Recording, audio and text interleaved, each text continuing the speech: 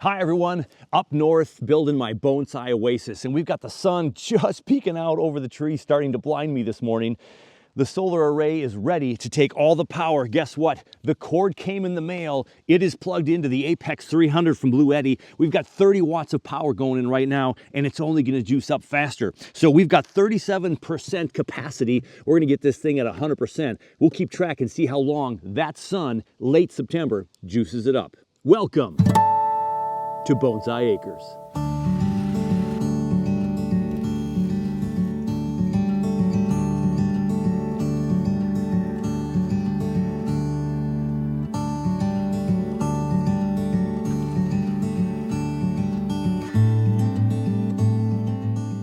Welcome to Bonsai Acres.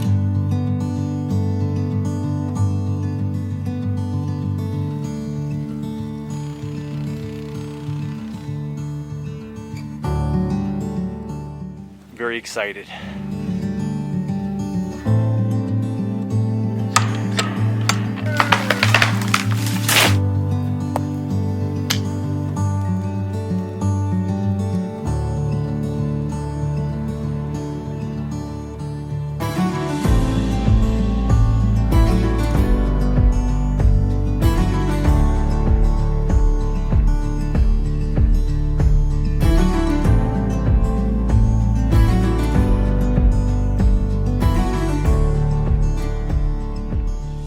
I'm really excited to try out my new toy. So many of you know in the passive solar green frame that I have a Blue Eddy, the 180C, to provide power to the fans that keep it a little bit warmer in the wintertime, but mainly cooler in the summertime.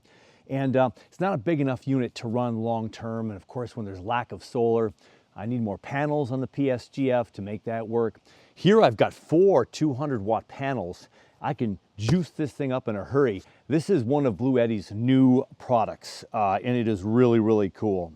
It's just much bigger than my 180. Yeah, so this is called the Blue Eddy A300 something. I'm always horrible with names, but let's go ahead because it's going to be dark pretty soon. I just got up to the property and I want power for this guy. So I'm not even going to plug into the grid. We're going to go right on to this Blue Eddy because I charged it up at home. It's the Apex 300, which is going to have 300, instead of 180, it's going to have 300 watts, amps, what's the term I'm trying to figure out? What's going to be a equivalent of over 3,000 watt hours. So this thing is a beast though. It is pretty heavy, so it's not nearly as portable as my other one. So let's get a close-up on this and we'll put this where it's going to be for this weekend. Oh.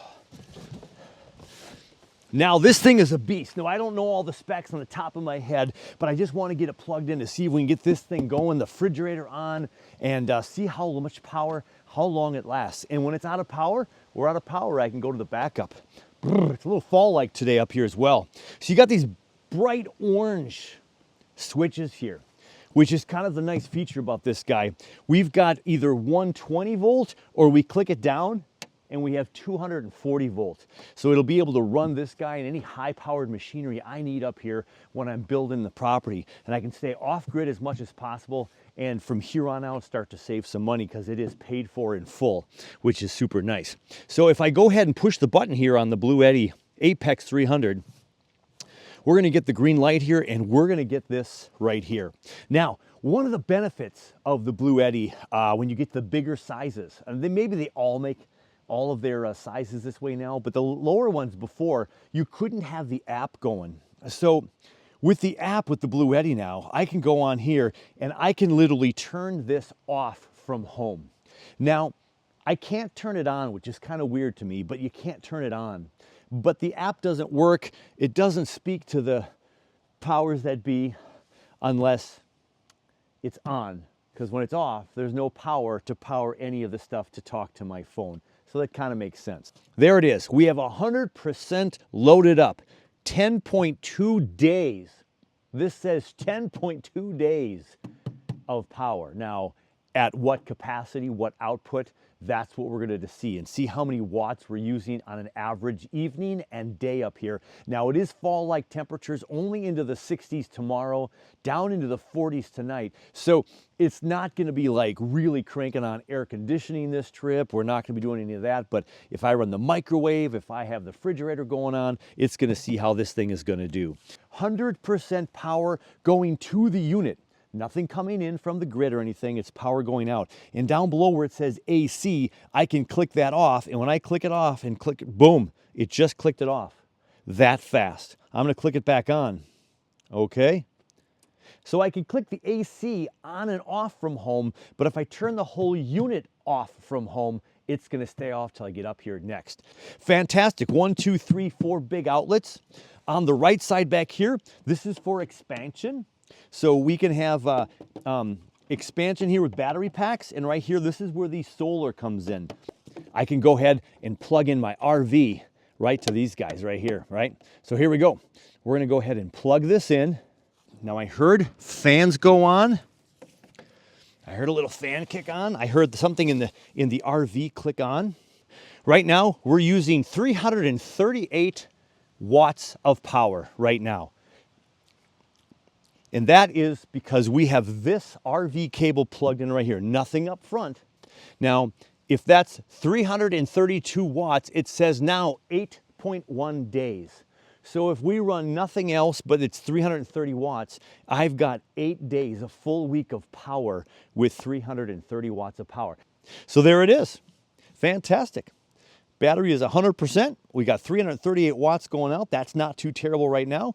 Let's go turn on some lights. I'll turn on the refrigerator, get things set up for the cabin for the night, or the RV, and we'll see how this guy works. So the refrigerator light is on, and we have some lights on in the RV.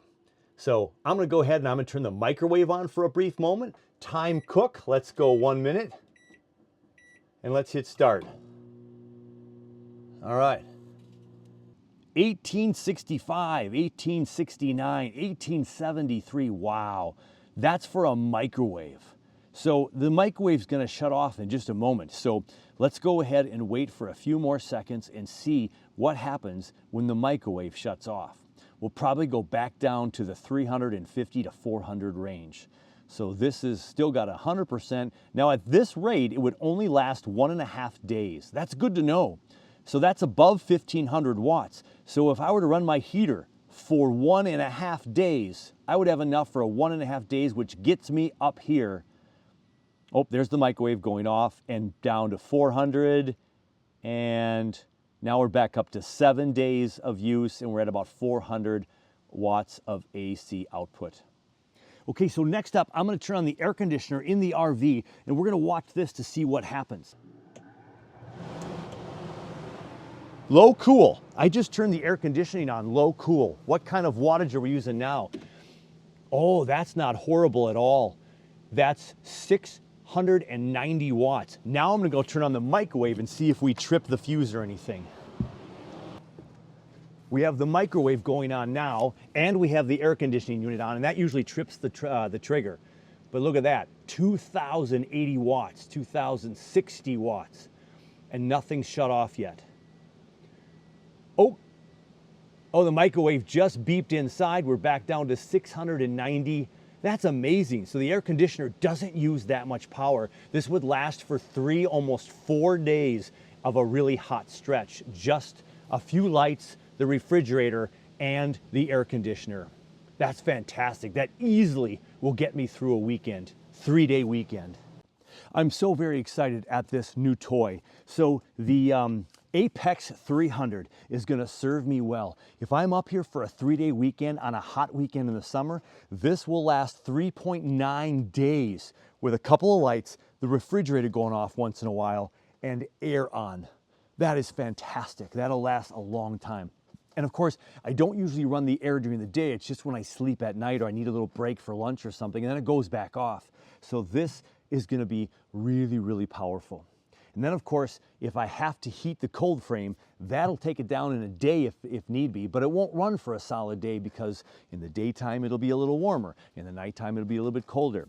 And if it does get to 25% power, that's when I'm gonna shut it off. So when it says 25% at home, I go, ooh, yeah, we're gonna shut it off, and then it'll kick in onto the grid, and then we'll use a little bit of grid heat until I come back up here again to turn it back on. Or I could just turn the AC part of it off. This will be fun to play with.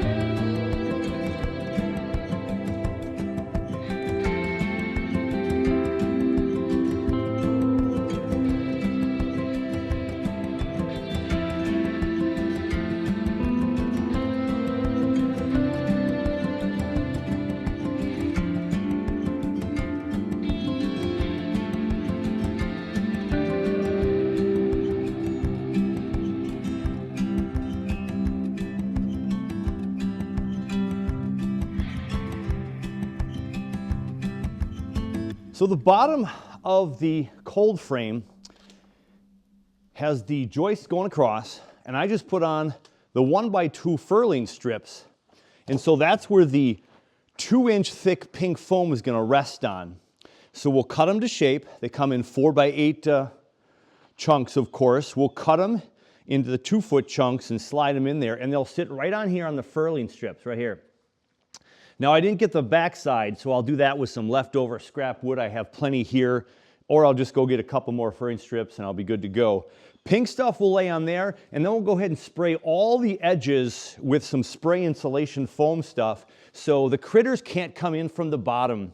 Now they'll probably try to chew on the pink stuff, and there'll be some exposed pink stuff at the bottom, but then on top it'll be pink stuff, spray foam, and then the plywood. And this will be nice and solid, and then we'll be able to walk in here and have a good insulation from the floor on up. And then we start building the walls.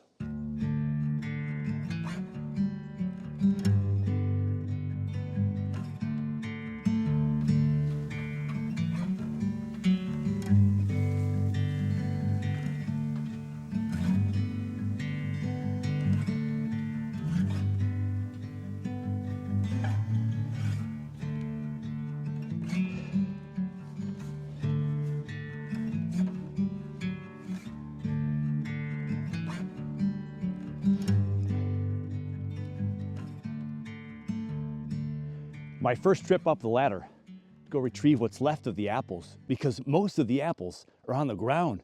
I'm up here about a week or two too late from prime harvest, but there are still plenty of lovely apples. Now the other apple tree about 50 feet that way, every apple's gone. They're smaller and a little mushier and a little tartar.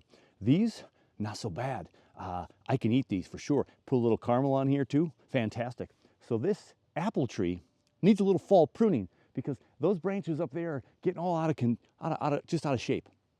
So we're gonna kind of bring it all back, kind of bonsai-like, and we'll have a really big harvest next year, all lower to the ground. But I like that I have this big ladder. So I'm gonna go get a couple more before we start cutting.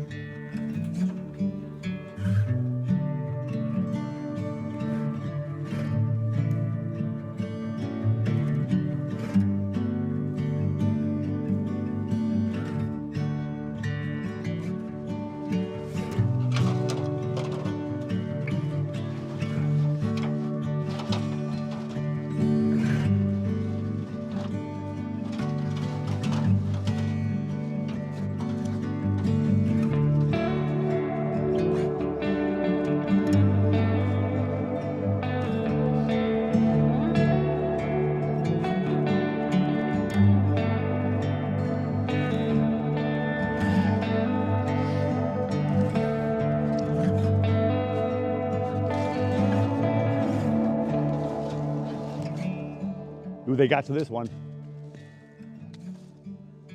Ooh, not this one. Ah, it's a beautiful apple right there. All right, this branch is coming down. We need to get some loppers and a saw. Oh, look at those two.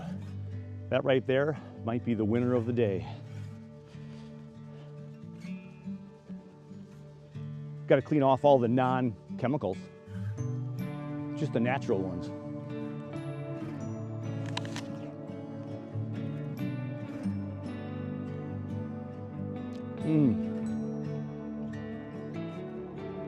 All right.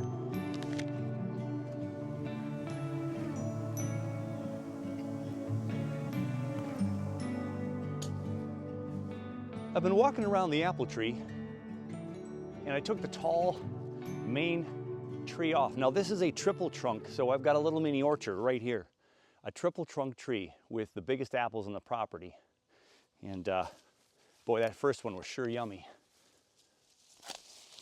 A couple more apples on that branch right there. So I'm just gonna trim this guy up a little bit, make it more compact like we talk in bonsai. Cut up some of the taller branches to let the sun get where it needs to go. So let's move the ladder and get that last tall piece, and it'll start taking shape.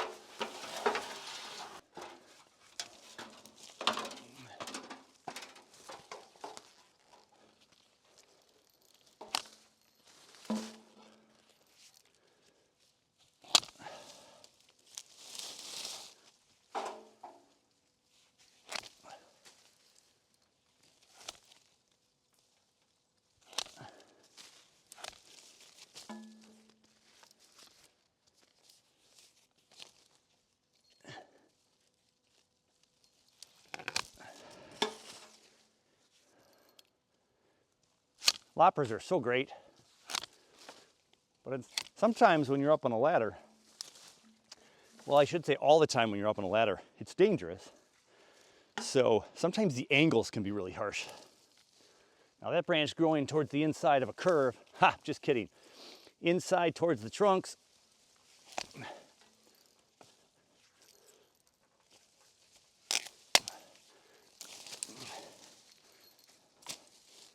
There, opens up that tree a little bit. This one's going on a really weird design back that direction.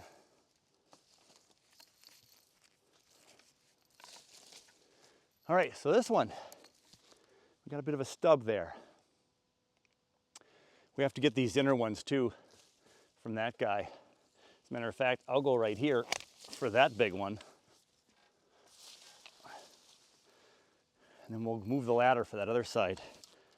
But now I need the saw for the main part of this tree. The loppers aren't big enough.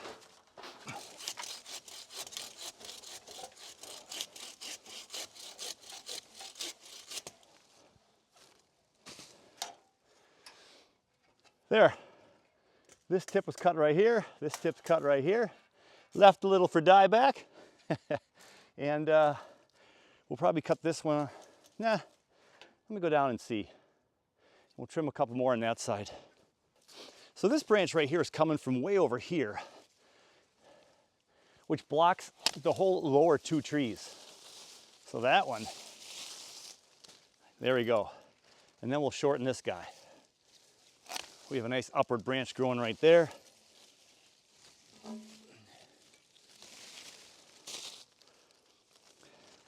I can't reach this one from the ground. It's getting a little bit big. We'll lessen that one a little bit. Here we go. So we're making room for branches to grow upright everywhere. And then we're gonna move some of these taller, bigger branches so the light can get down below. Oh my gosh, so many apples on the ground. It's a shame I didn't get up here a week or two earlier. Let's take a peek. As you look at the beautiful blue sky behind the tree, you can kind of see the silhouette of this apple tree now. It's short, under 12 feet at the tallest point. We've got some fun curves and movements to this tree. A couple skinny little inside branches we can just kind of trim off because they're not getting enough light in here. Apple trees at orchards, very short, stubby. Put the loppers down, Dave. Put the loppers down. There's still some funkiness to the tree, but we'll leave it there. And we'll see how she produces next year. Look at all the apples on the ground. Oh, that is so sad. The apple tree is done.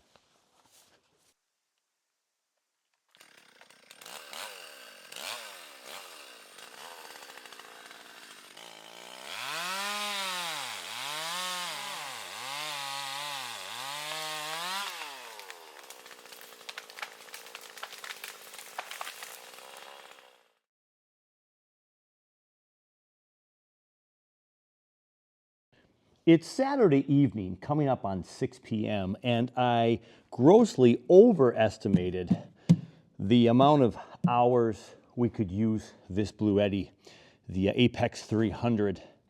Now, it's got 3,840 watts of power. That means 2,764 watt hours. It's right here on here. I didn't even see that last time.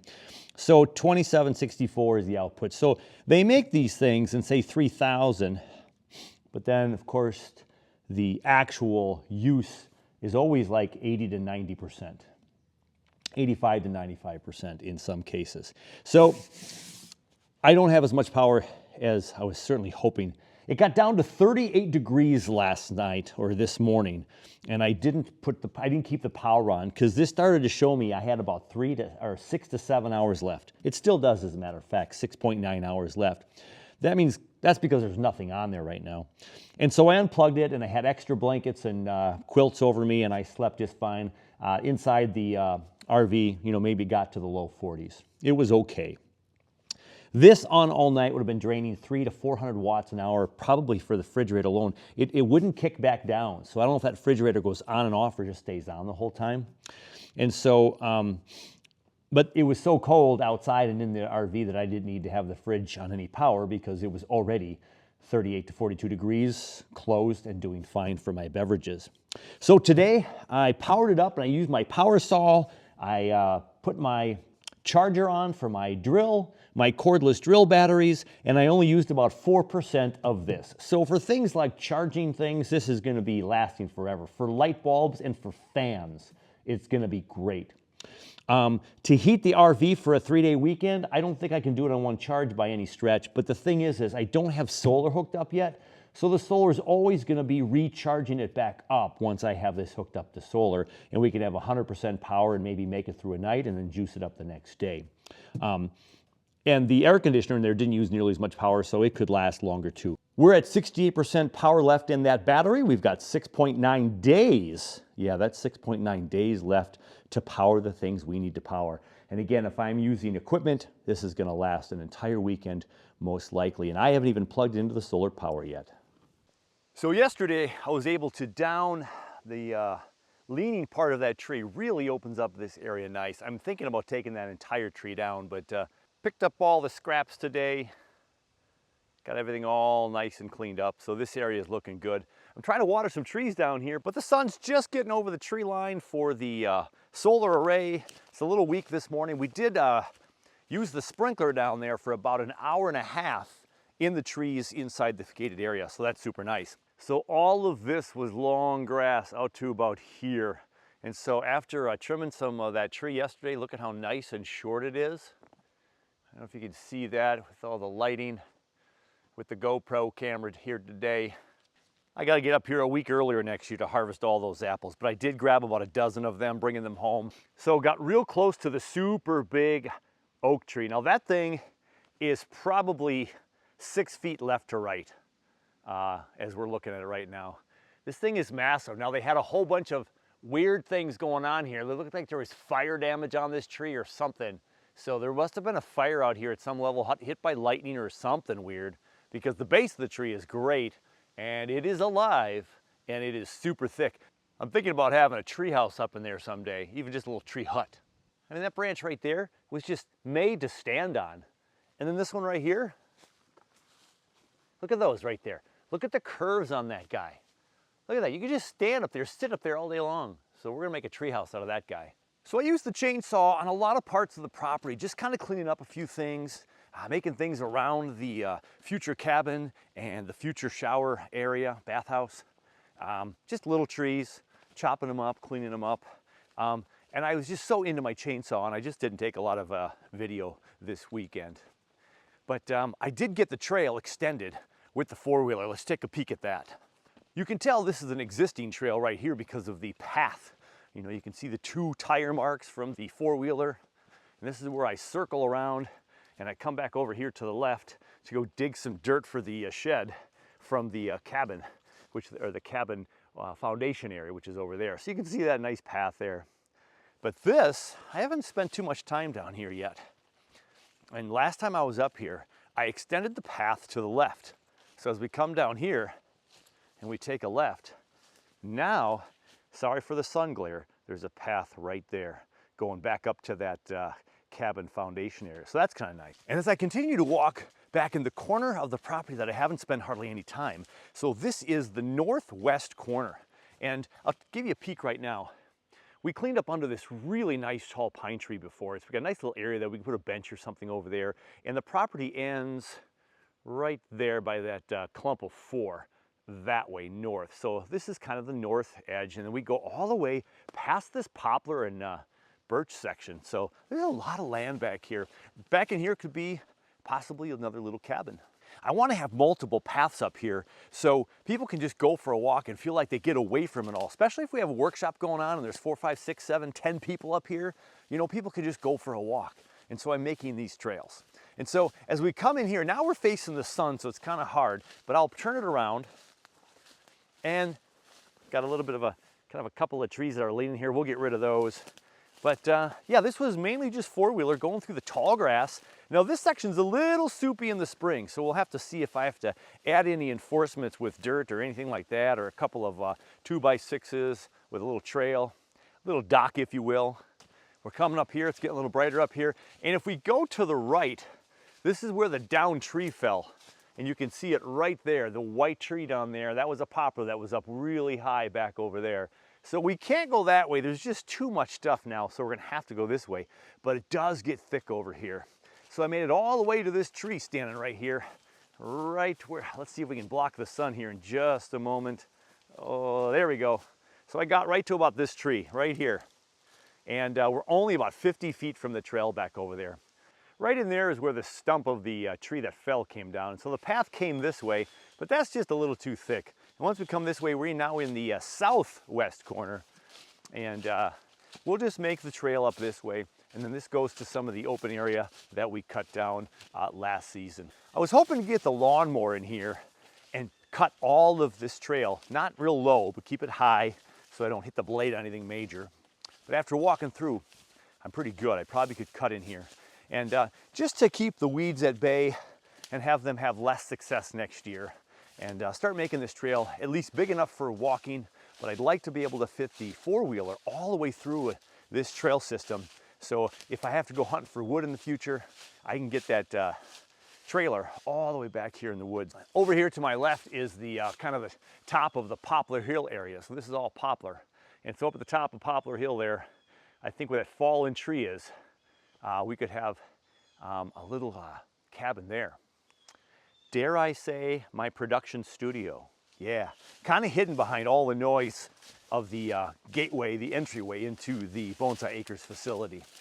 And so we make our trip around on a beautiful weekend weather-wise. This is the end of September. October 1st is in a couple days, y'all, and this was absolutely stunning weekend. And we got a lot done. I didn't work, you know, ferociously hard. I was able to clear some trees. I was able to finish the base of the cold frame so we can bring up our lumber next time and get that going. We are in good shape. I am looking so forward to coming up next time and getting that cold frame started. That's gonna be fun. Now let's check the water situation, because the sun should be high up in the sky for water to come out. Oh yeah. Now that's the watering I want to see. So I have to water a few trees, and then I'm going to hit the road so I can go home. I'm going to have pizza night with my kids. Can't wait to have them over. So we'll water some trees and head out of here. Just can't beat being up here at Bonsai Acres, everybody. Thanks for tagging along. Until soon.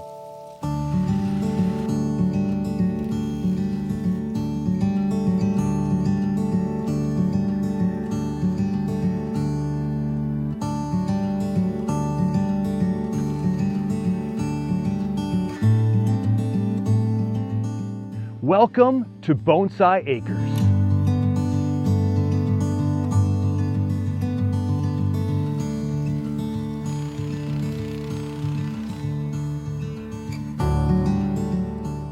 Very excited.